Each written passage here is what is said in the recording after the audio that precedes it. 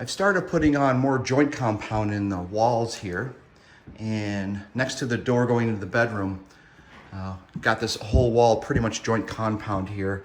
We've got 6 inches here and then another 6 inches here, which only left a small strip. So what we decided to do is just go down the whole wall, and I'll just sand that down, and once we get the primer coat in, it'll soak it right up and seal it pretty good. I didn't do the top part there because it didn't need any, but because I got it on both sides, I may just fill that in so it's all even. And then we'll go back and sand it down and maybe get our finish coat on. But this went on pretty smooth and it's looking really good, as you can see here. Starting to dry on the left-hand side there.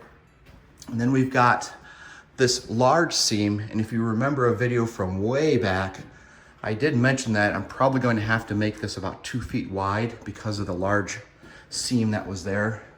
It was a thin seam, but two joints. So I have to go another 6, 8 inches on this side, 6, 8 inches on that side.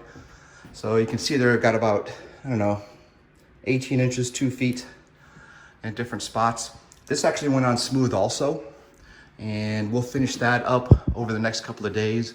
Still have some sealing to do up here, but we'll get to that point eventually.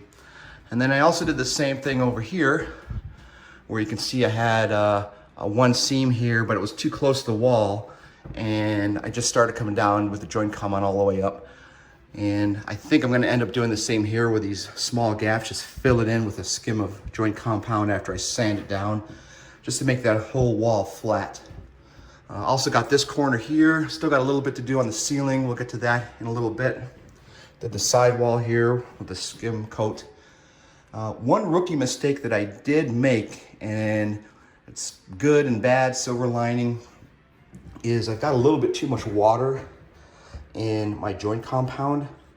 So it is very loose and coming off of the hawk that I have here, and I'm spilling a lot on the floor, which in some cases is normal, but it's frustrating because it doesn't stay on the taping knife well, and it gets all over the place. So that's been a little bit of a challenge.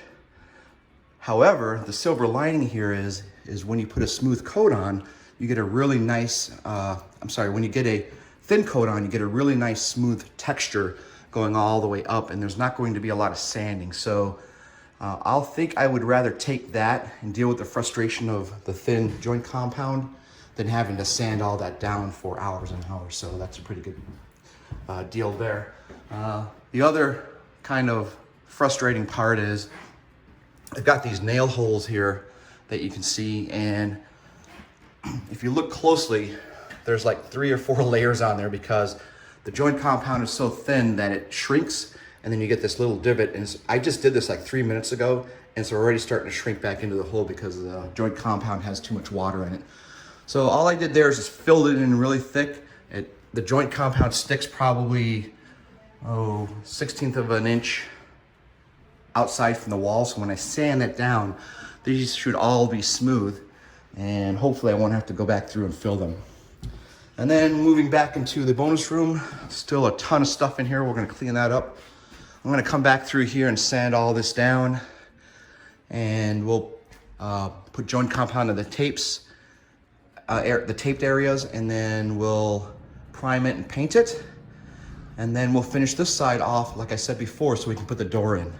So all in all, it's going very well, and we're gonna continue on. So with that, we'll give you another update here pretty soon as we get closer and closer. But I think we'll go ahead and clean this one up and call it a day. It's starting to get dark out there. And we'll close this one out, and we'll start a new one next time, number 53.